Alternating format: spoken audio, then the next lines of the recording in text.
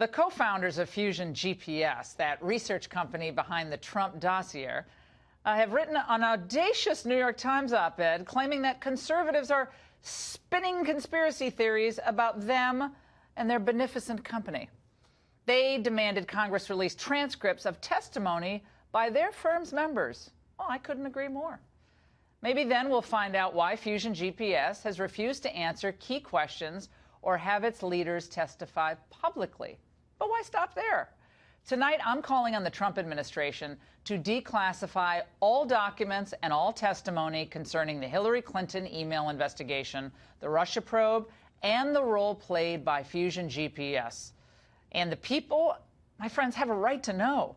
They have a right to transparency from their government. Unless national security matters are involved, with everything that's on the line here, with all of the doubting about this investigation and the concerns, let's shed daylight on this whole sordid mess. And then we'll see who's really colluding with whom.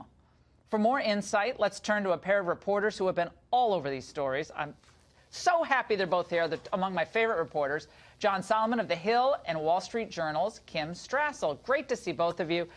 John, we got some breaking news tonight from Devin Nunes. Tell us. House Intelligence Committee, after a surprise meeting, Chris Wray, Rod Rosenstein went up to the Hill, met with Paul Ryan. Deputy FBI Director, and Deputy Attorney General. They both showed up at the Hill. They had a meeting with Paul Ryan. A couple hours later, surprise, surprise, they're finally going to get the access to the documents they've been seeking since August about Fusion GPS. Nunes made the announcement about a half hour ago. And everyone's very optimistic. For the first time, we're going to see some of these documents and learn a little bit more about what really went on with the dossier. Now, Kim Strassel, do you think it's amazing what the threat of a contempt of Congress action will do to some of these government officials? Is that behind this newfound desire to show documents that they've been holding back for many, many, many months? Paul Ryan gets a lot of credit here. I think we just wish he'd have done it sooner, because obviously this is what it took.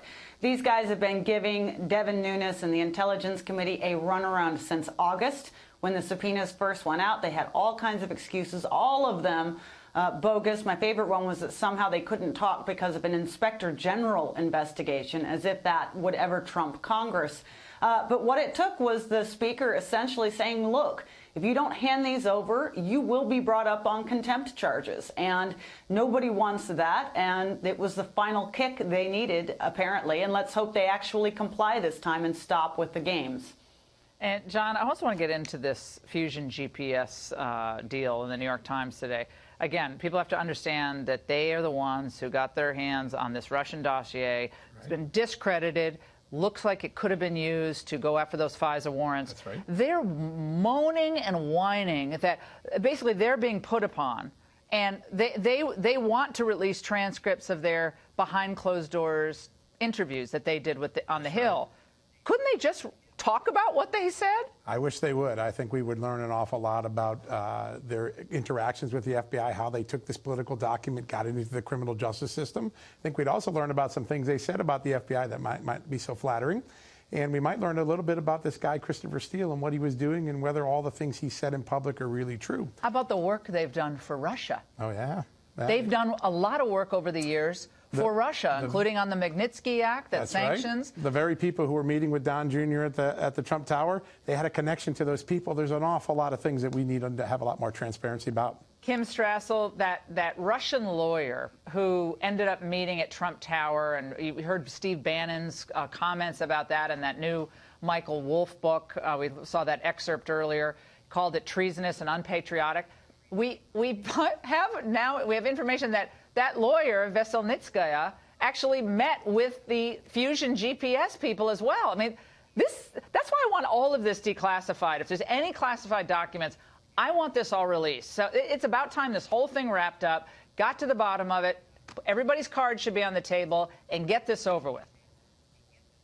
And she didn't just meet with them, by the way. She met with Glenn Simpson in the hours before she went to Trump Tower and in the hours she left after she left Trump Tower. Now, he's claiming that there's no connection between the dossier and these particular set of Russians who are connected to the Kremlin, but we need to know all this. I love your idea, Laura, of declassification. It looks as though Congress has the ability to do that, even though it hasn't necessarily, and it's a rare thing. We have to be very careful of exposing sources and methods. But when you're at a level this high, where you've got accusations on one side that the president was engaged in a conspiracy with a foreign power, and accusations on the other that our law enforcement agencies were, in a bad way, tapping Americans, using opposition research documents to launch investigations. Those are as serious as an accusations as you get, and you don't trust that anymore to a commission or a special counsel. You let the American people see the documents themselves and work it through themselves. Is there anything on collusion? I mean, we have all this time go by. They've interviewed all these witnesses, brought in lots of White House officials, from the lower staffers to the upper echelon. What do we have? The latest I've heard, and I've done a lot of digging on this, there's still no evidence the president was involved in collusion. They are looking at one family member and some trips and conversations he had based on some new information that Mike Flynn may have provided. But we don't know much more than that. But to date, there's nothing in the public that says there's collusion. And you've seen the Democrats really pull back from collusion. James Clapper yesterday, I think we have a clip. I want to share this with everybody. Let's watch. There were other factors that I think were the stimulus for the investigation, and the revelation about George Papadopoulos, which was not a name on my radar scope when I left. Kim Strassel, your reaction to old Clapper there. Well, so we've been told just recently by the New York Times that it was George Papadopoulos that inspired this entire investigation, not the discredited dossier. Of course, just last year, the New York Times was saying that it was, in fact, the dossier that did it. But now that it's been discredited, now it's George Papadopoulos. So to find out that the head of intelligence says he doesn't even know this guy's name, he wasn't on his radar screen at the time that he was leaving office, it's another reason to be incredibly skeptical of the notion that it was some 28-year-old junior Trump staffer that somehow launched an entire FBI probe. Oh, it's ridiculous.